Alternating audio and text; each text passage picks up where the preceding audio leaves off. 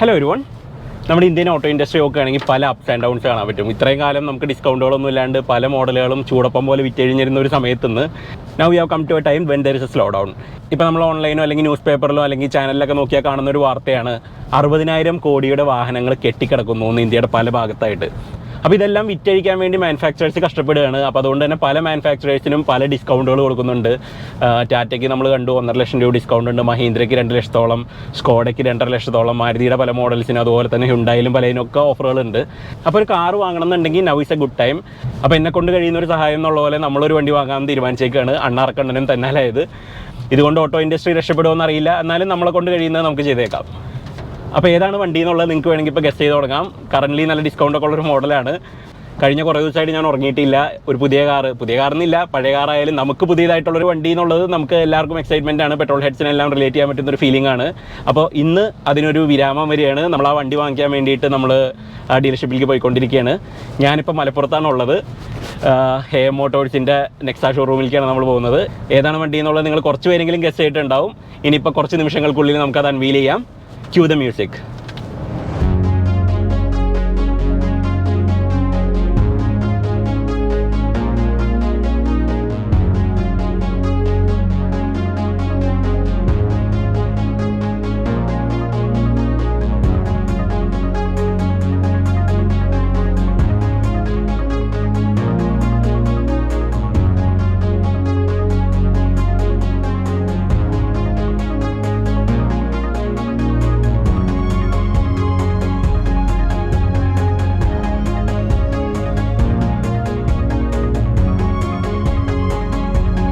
അപ്പോൾ നമ്മൾ യാത്ര തുടങ്ങുകയാണ്.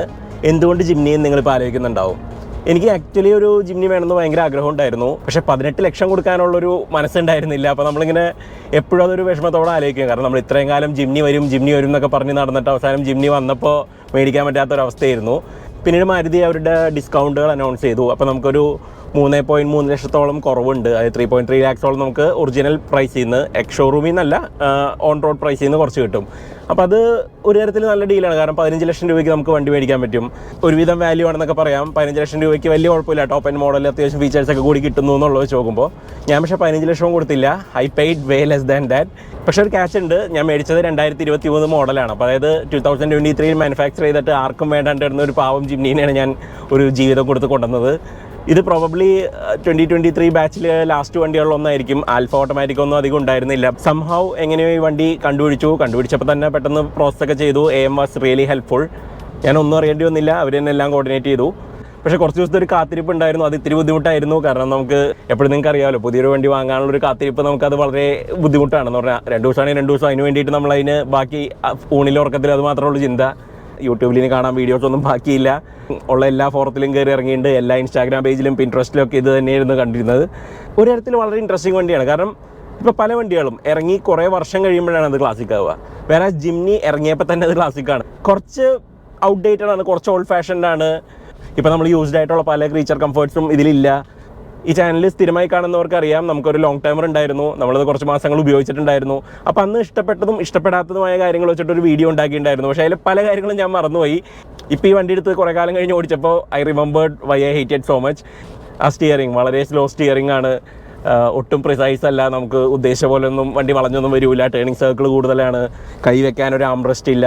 ഇവിടെ ഫോണൊക്കെ വെക്കാൻ വേണ്ടിയിട്ടൊരു സ്റ്റോറേജ് ഇല്ല. വലിയ വാട്ടർ ബോട്ടിലൊന്നും വെക്കാനുള്ള സ്ഥലമില്ല. അപ്പോൾ 1 ലിറ്ററിൻ്റെ വാട്ടർ ബോട്ടിലൊക്കെ മേടിച്ച് കഴിഞ്ഞാൽ നമുക്ക് വെക്കാനുള്ള സ്ഥലമൊന്നുമില്ല. എല്ലാവരും പറയുന്നത് ജിംനി മേടിച്ച് കഴിഞ്ഞാൽ വെള്ളം കുടിക്കുന്നതാണ്. ഇതിപ്പോൾ കുടിക്കാനുള്ള വെള്ളം വെക്കാനുള്ള സ്ഥലം പോലും ഇല്ല. അപ്പോൾ അതുകൊണ്ട് ആ പ്രശ്നമില്ല.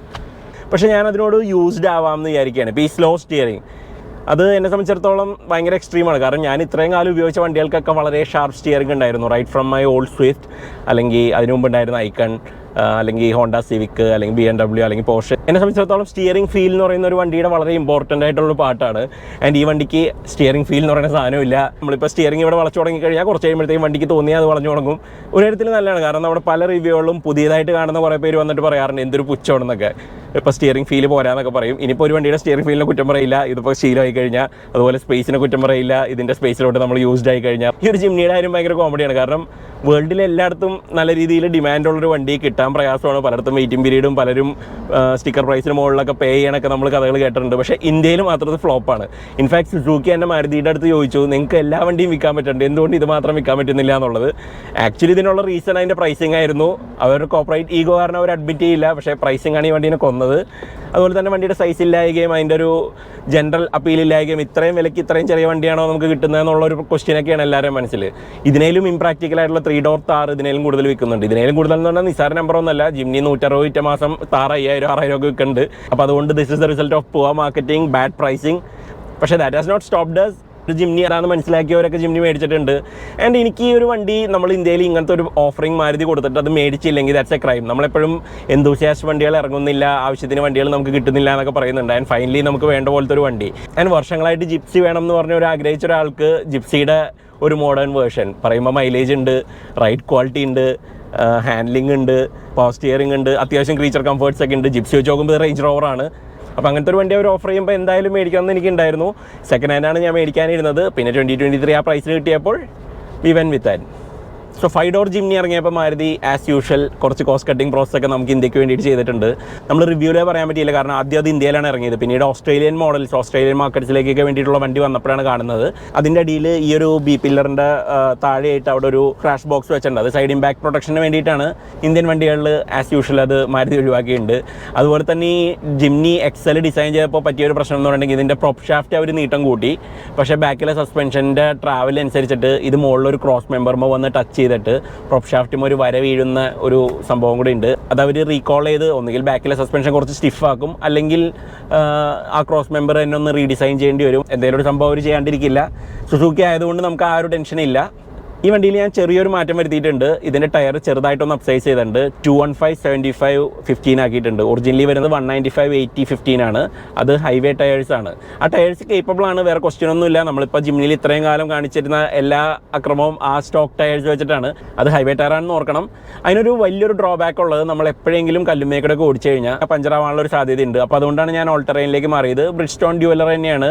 കണ്ടാ സ്റ്റോക്ക് എന്ന് തോന്നുന്ന പോലത്തെ ഒരു വണ്ടിയായിട്ടാണ് എനിക്കിത് കൊണ്ടു നടക്കാൻ ആഗ്രഹം. അപ്പോൾ അതുകൊണ്ട് അങ്ങനെ വളരെ റോഡ് ഫോക്കസ്ഡ് ആയിട്ട് തോന്നുന്ന പോലത്തെ ഒരു 80 ടയറാണ് ഇട്ടേക്കണം. കാരണം നമുക്ക് ഹൈവേ മൈലേജും വേണം, വലിയ റോഡ് നോയ്സും ഇതൊന്നും പാടില്ല. അപ്പോൾ അങ്ങനത്തെ ഒരു രീതിയിലാണ് നമ്മളിപ്പോൾ അപ്സൈസ് ചെയ്തേക്കുന്നത്.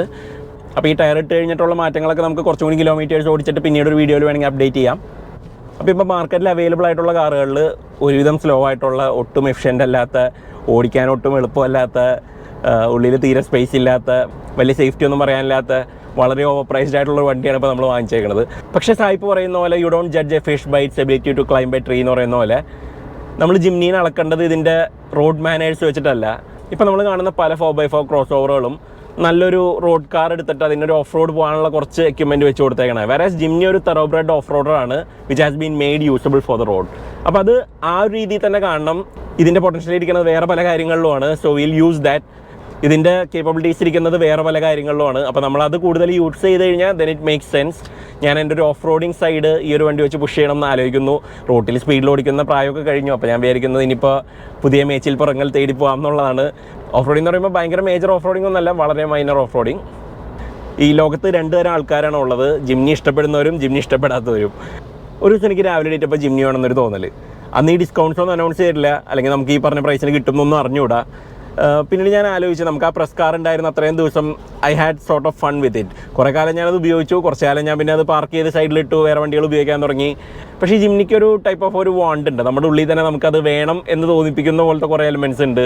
നമ്മളിപ്പോൾ ആലോചിക്കുമ്പോൾ ഇപ്പോൾ ഉള്ള വണ്ടികളിൽ വളരെ ക്യാരക്ടറുള്ളൊരു വണ്ടിയാണ്. ആസിന് ഇതിനൊരു പ്രത്യേക അപ്പീലുണ്ട്. ഇപ്പോൾ ഇന്ത്യയിലെ ഏറ്റവും ബെസ്റ്റ് ഓഫ് റോഡേഴ്സ് എനിക്കറിയാവുന്ന എല്ലാവരും they all have bought a Jimny. അവർക്കറിയാം what the Jimny is capable of. അവർക്ക് മറ്റു വണ്ടികളോട് ഇഷ്ടമുണ്ട്, പക്ഷേ they also respect the Jimny. അവർക്ക് അറിയാം അത് എന്താണെന്നുള്ളത്. നമ്മുടെ നാട്ടുകാർക്കാണ് പുച്ഛം. അവർ പറയുന്നത് എന്ത് ടോയ് കാർ പോലെ ഇരിപ്പുണ്ട്, എന്നിട്ട് ഇത്രയും വിലയും എന്നൊക്കെ പറഞ്ഞു. ഒരു തരത്തിൽ ശരിയാണ്, കാരണം നമ്മളൊരു ടോയ് കാറാണ് ആക്ച്വൽ കാറിൻ്റെ പ്രൈസിന് മേടിക്കുന്നത്. പക്ഷേ it's a good toy car. I don't think നമ്മൾ we have really grown up അല്ലേ. അപ്പോൾ sometimes you need something like this. നമുക്ക് കുറച്ചൊന്ന് പല സ്ഥലങ്ങളിലും പോകാൻ. ഇപ്പോൾ ഈ റോഡൊക്കെ ഇത്രയും മോശമായി കിടക്കുന്ന സമയത്തും അതുപോലെ ഈ മഴയൊക്കെ വെച്ചിട്ട് നമുക്ക് you definitely need A Jimny. ഇപ്പോൾ നമ്മുടെ പല ഓട്ടോ ജേർണലിസ്റ്റുകൾ ഈ വണ്ടിയുടെ കേപ്പബിലിറ്റീസിനെ പറ്റി വലിയ കാര്യമായിട്ട് പൊക്കി പറഞ്ഞിട്ടുണ്ട്. പക്ഷേ most of them did not buy a Jimny. അവർക്ക് ചാൻസ് ഉണ്ടായിട്ട് പോലും അവർ മേടിച്ചില്ല. I am someone who puts my money where my mouth is. ഇത് നല്ല വണ്ടിയാണ്, എനിക്കിത് വളരെ ഇഷ്ടമാണെന്ന് പറഞ്ഞു. ഇപ്പോൾ അത് വാങ്ങിക്കുകയും ചെയ്തു ഷോപ്പ്. അതുകൊണ്ട് നമ്മൾ നമ്മുടെ പോയിന്റ് പ്രൂവ് ചെയ്തിട്ടുണ്ട്. ഇപ്പോൾ ഈ വീഡിയോ കാണുന്നവരിൽ ജിംനി എന്താണെന്ന് അറിയാവുന്നവർക്ക് എൻ്റെ ഡിസിഷൻ എന്തുകൊണ്ടാണെന്ന് മനസ്സിലാവും. അല്ലാത്തവർ വിചാരിക്കും സർട്ടിഫൈഡ് പൊട്ടൻ ആകുമ്പോൾ ഒരു വണ്ടി മേടിച്ചുകൊണ്ട് വന്നേക്കിട്ട് ഇത്രയും കാശ് കൊടുത്തിട്ട് എന്നൊക്കെ പറയും. ഐ ഡോണ്ട് കെയർ, ആളുകൾ എന്ത് വേണേൽ വിചാരിച്ചോട്ടെ. I just love this car. And ഞാൻ മാത്രമല്ല, ഈ വണ്ടി ഇഷ്ടപ്പെടുന്നവർ ഇൻ്റർനാഷണൽ മീഡിയയിൽ കുറേ ജേർണലിസ്റ്റുകൾ വിവരമുള്ളവർ ഈ വണ്ടി മേടിച്ചായിട്ട് നിങ്ങൾക്ക് കാണാൻ പറ്റും. അതുപോലെ തന്നെ അക്കിയോ ടയോഡ, ഈ വേൾഡിൽ ഞാൻ ഏറ്റവും കൂടുതൽ റെസ്പെക്ട് ചെയ്യുന്ന 5 പേരിൽ ഒരാളാണ്. He has one. പുള്ളി അത് ഈ അടുത്ത് ടോക്കിയോ ഓട്ടോ സാലോണിൽ ഡിസ്പ്ലേ ചെയ്തിട്ടുണ്ടായിരുന്നു ടൊയോട്ടോ സ്റ്റോളിൽ. അപ്പോൾ എല്ലാവരും വിചാരിച്ചു ടൊയോട്ടോ സ്റ്റോളിൽ എന്താണ് ഒരു സുസുക്കി വണ്ടി ഇരിക്കണമെന്നുള്ളത്. പക്ഷേ അത് പുള്ളിയുടെ പേഴ്സണൽ കാർ കളക്ഷനാണ്. അതിൻ്റെ കൂട്ടത്തിൽ ഈ ഒരു ജിംനിയും കൂടി ഡിസ്പ്ലേ ചെയ്യണം എന്നുള്ളത് പുള്ളിക്ക് നിർബന്ധമായിരുന്നു. ആൻഡ് അങ്ങനെ ഒരു ജിംനി കാണിച്ചു. ഒരു തരത്തിൽ നമ്മൾ കാണുന്നത് ആ ഒരു ജാപ്പനീസ് കമ്പനികൾ തമ്മിലുള്ള ഒരു കോംറാഡറിയാണ്. അതായത് ആ ഒരു വേറൊരു ബ്രാൻഡിൻ്റെ വണ്ടി അവർ കൊണ്ടുവന്ന് സ്വന്തം സ്റ്റോളിൽ കാണിച്ചു. ഓഫ് കോഴ്സ് ടൊയോട്ടോ സുസുക്കി കൂട്ടുകാരാണ്. പക്ഷേ എന്നാലും അത്രയും പേ ചെയ്തിട്ട് അവിടെ ഒരു വലിയൊരു സ്പേസ് എടുത്തിട്ട് ഇതുപോലത്തെ ഒരു ഷോയിൽ അവർക്ക് കാണിക്കേണ്ട കാര്യമൊന്നും ഉണ്ടായിരുന്നില്ല. But he did it anyway. അപ്പോൾ അങ്ങനെ അക്കിയോ ടൊയോട്ടോയ്ക്ക് ഓക്കെ ആണെങ്കിൽ എനിക്ക് ഡബിൾ ഓക്കെയാണ്. ആൻഡ് ഇതിൻ്റെ വേറൊരു ഗുണം എന്ന് പറഞ്ഞിട്ടുണ്ടെങ്കിൽ ഇത് വന്നതോടുകൂടി എൻ്റെ മറ്റു വണ്ടികളൊക്കെ വളരെ ഫാസ്റ്റായിട്ട് തോന്നും. എല്ലാം കുറേ കൂടി ഫൺ ടു ഡ്രൈവ് ആയിട്ടൊക്കെ തോന്നും. ഐ എം നോട്ട് സെയിങ് ഇത് ഫൺ അല്ല എന്നുള്ളത്. It's A different sort of fun. നമുക്കത് ഓടിക്കുമ്പോൾ അത് നമ്മൾ എന്ത് സ്ഥലത്ത് കൊണ്ടുപോയി എൻജോയ് ചെയ്യുന്നു എന്നുള്ളതിനെ ഡിപ്പെൻഡ് ചെയ്തിരിക്കും. ഇപ്പോൾ കുറേ ഹൈവേ കൺസ്ട്രക്ഷൻ ഒക്കെ നടക്കുന്നിടത്ത് മറ്റു വണ്ടികളൊക്കെ സ്ലോ ആവുന്നിടത്തൊക്കെ ജിംനിയുടെ പാർട്ടി ട്രിക്ക് ഞാൻ അൺവീൽ ചെയ്യും. It can go through any surface. നമുക്കവിടെ കുഞ്ഞ് ഗർത്തങ്ങളൊക്കെ ഉണ്ടെങ്കിലൊക്കെ ആയിക്കൂടെയൊക്കെ ചുമ്മാ ചാടിയൊക്കെ പോകാൻ വലിയ കുഴപ്പമൊന്നുമില്ല. ഈ ഹൈവേ കൺസ്ട്രക്ഷൻ തീരണ വരെ നമുക്ക് ഇവിടെ തന്നെ ഓഫ് റോഡൊക്കെ എൻജോയ് ചെയ്യാം.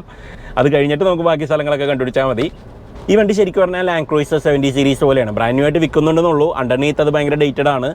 അതേപോലെ തന്നെ ഇതിലുള്ള എല്ലാ കാര്യങ്ങളും ഇറ്റ്സ് ഫണ്ടമെൻ്റലി ഫ്ലോഡ്. നമുക്ക് എല്ലാം കുറച്ച് ഔട്ട്ഡേറ്റഡ് ആണ്. പ്ലാസ്റ്റിക്സും സാധനങ്ങളൊക്കെ ചീപ്പാണ്. പക്ഷേ ഐ ലൈക്ക് ദാറ്റ്. എനിക്ക് അതിനൊരു ഓണസ്റ്റി തോന്നാറുണ്ട്. കാരണം ഇതിൻ്റെ പാക്കറ്റിൽ തന്നെ എഴുതിയിട്ടുണ്ട് ഇതിൻ്റെ ഉള്ളിൽ എന്താണെന്നുള്ളത്. ഒന്നും ഹൈഡ് ചെയ്യാൻ ശ്രമിച്ചിട്ടില്ല. ഒന്നും ഡ്രസ്സപ്പ് ചെയ്തിട്ട് ഉള്ളതിലും കൂടുതലായിട്ടൊന്നും കാണിക്കാൻ ശ്രമിച്ചിട്ടില്ല. It's what it is. നമ്മൾ കണ്ടു കഴിഞ്ഞാൽ നമുക്ക് അറിയാം ജിംനി എന്താണെന്നുള്ളത്. And having use one for long time എനിക്കറിയാം എന്താണ് ഒരു ജിംനിയിൽ നിന്ന് നമ്മളിപ്പോൾ വാങ്ങിയാൽ കിട്ടുന്നതെന്നുള്ളതും. ആൻഡ് എൻ്റെ മറ്റ് കാറുകൾക്കുള്ള റീപ്ലേസ്മെൻ്റ് അല്ല, പക്ഷേ ഒരു അഡീഷനാണ് ഗരാജിലേക്ക്. കാരണം ഒരു പുതിയൊരു ഡയമെൻഷനാണ്. ആസ് ഇൻ നമുക്ക് ഓഫ് റോഡിംഗ് എന്ന് പറയുന്ന പുതിയൊരു സംഭവം കൂടി ഇനിയിപ്പോൾ ട്രൈ ചെയ്യാം. ഇനിയിപ്പോൾ വണ്ടി ഇതായതുകൊണ്ട് താർ ഓണേഴ്സൊക്കെ ചെയ്യുന്ന പോലെ ആർക്കും ആക്സസ് ചെയ്യാൻ പറ്റാത്ത പോലത്തെ റിമോട്ട് ലൊക്കേഷൻസിലുള്ള എയർബിഎൻബികളിലൊക്കെ റൂം ബുക്ക് ചെയ്ത് അവിടെയൊക്കെ പോയി സ്റ്റേ ചെയ്യുക, അങ്ങനെയുള്ള കാര്യങ്ങളൊക്കെ ആയിരിക്കും ചെയ്യുക. ഇനി ഇതൊന്നും ചെയ്തില്ലെങ്കിലും ഇത് വളരെ നല്ലൊരു സിറ്റി കാറായിട്ട് യൂസ് ചെയ്യാം. ചെറിയ കോമ്പാക്ട് സൈസാണ്, ഓട്ടോമാറ്റിക് ട്രാൻസ്മിഷനാണ്, നല്ല ഗ്രൗണ്ട് ക്ലിയറൻസും വലിയ ടയറും ഓഫ് റോഡബിലിറ്റിയൊക്കെ ഉള്ളതുകൊണ്ട് സ്ലാബും ഒക്കെ കയറ്റി പാർക്ക് ചെയ്യാൻ പറ്റും. അപ്പോൾ എന്തായാലും ജിംനിയുടെ കുറേ അപ്ഡേറ്റ്സ് ഒക്കെ നമുക്ക് ചാനലിൽ പിന്നീട് കൊണ്ടുവരാം. അതുപോലെ തന്നെ നിയമം അനുവദിക്കുന്ന പോലത്തെ ചെറിയ മോഡ്സൊക്കെ നമുക്ക് ഇതിൽ ചെയ്യാം. കുറേ യാത്രകളൊക്കെ പോവാം. എന്തായാലും ഇപ്പോൾ ഈ വണ്ടിയുടെ ഒരു ബൈയിങ് എക്സ്പീരിയൻസ് അത് ജിംനി വരും എന്ന് നമ്മുടെ ഒപ്പം ഏറ്റവും എല്ലാവരുടെ ഒപ്പം ഷെയർ ചെയ്യാൻ പറ്റിയതിൽ വലിയ സന്തോഷം. നമുക്ക് മറ്റൊരു വീഡിയോ ആയിട്ട് വേറൊരു ദിവസം കാണാം. Thanks for watching.